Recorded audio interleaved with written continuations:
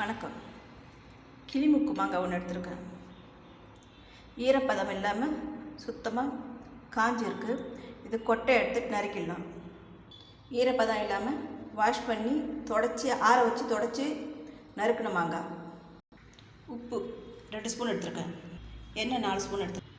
மிளகாய் பொடி, சிவப்பு மிளகாய் பொடி 1.5 ஸ்பூன் எடுத்துருக்கேன். கடாயில் ஈரப்பதம் இல்லாமல் சூடானதும் எண்ணெய் சேர்க்கணும். எண்ணெய் சூடானதும் நறுக்கின மாங்காய் மீடியம் ஃப்ளேமில் ஒரு 3 நிமிஷம் வதக்கணும்.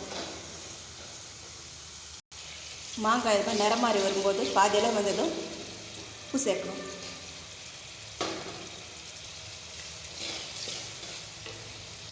இந்த அளவு நிறம் மாறினதும் இறக்கிடலாம்.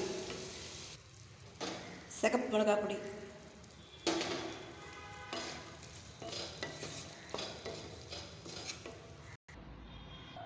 எண்ணெயும் உப்பும் கூட சேர்த்தேன். ஊறுகாய் கெடாமல் ரொம்ப நாள் வரும், அதுக்காக எக்ஸ்ட்ரா சேர்த்துருக்கேன்.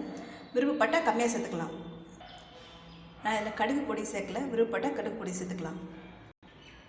பேச்சுலர்ஸ் கூட ஈஸியாக செய்யலாம். இது ஆலிவ் ஆயில் மாங்காய் ஊறுகாய்.